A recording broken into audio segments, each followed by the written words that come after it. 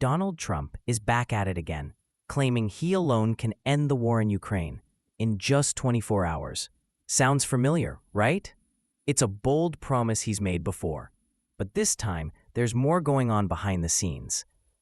After meeting with NATO's incoming Secretary General, Mark Rutte, Trump's strategy seems to be shifting. Let's break it down. What's Trump really thinking? What's happening on the battlefield? And why ending the war isn't as simple as he makes it sound.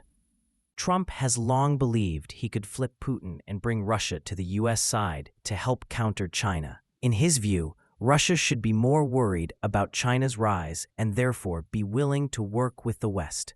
But here's the reality. Putin has made his choice, and it's not the West. Russia has doubled down on its ties with China, Iran, and North Korea.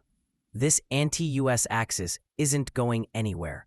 For Putin, the idea of trusting Washington, especially after years of sanctions, NATO expansion, and the collapse of U.S.-Russia arms agreements, is laughable.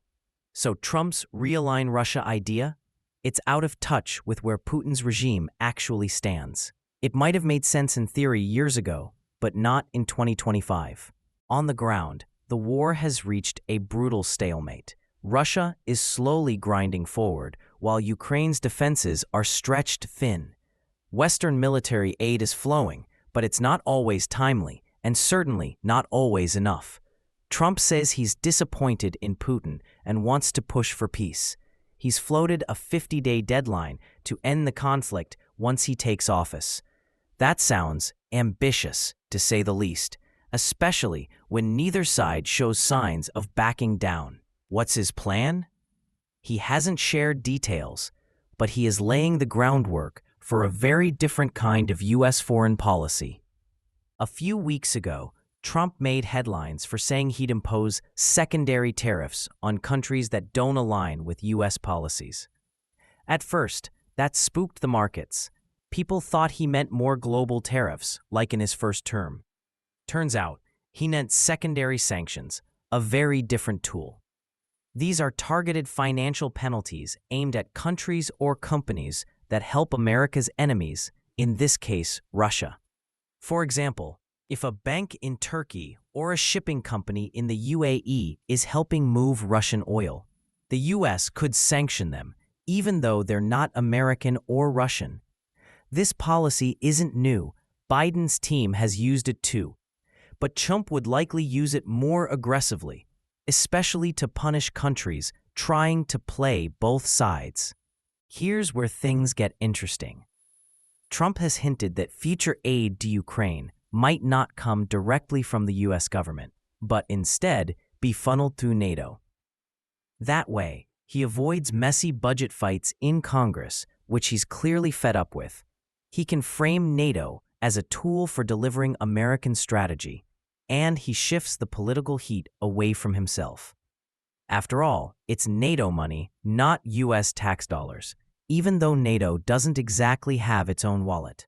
Trump also argues that NATO should monitor where the money goes, citing Ukraine's internal corruption scandals. It's a clever political move, positioning himself as tough on spending and still helping Ukraine fight Russia. But let's be real. This NATO workaround only works if allies go along. And that's a big if. Trump's Ukraine policy isn't isolationist, it's transactional. He's not saying don't help Ukraine. He's saying let's help them on our terms, with more oversight, fewer costs, and maximum leverage. To sum it all up, he's dropped the idea of wooing Putin. That ship has sailed. He wants a quick end to the war, but how exactly? Still vague. He's pushing secondary sanctions to punish Russia's helpers. He may shift U.S. support to NATO channels, cutting Congress out of the process. It's classic Trump. Shake things up, break old systems, and rebrand them under his control. So what do you think? Can Trump really end the war in Ukraine in 50 days? Is his NATO workaround smart diplomacy or just political theater? Drop your thoughts in the comments, hit that like button, and subscribe if you want more straight talk on global politics. I'll catch you in the next one.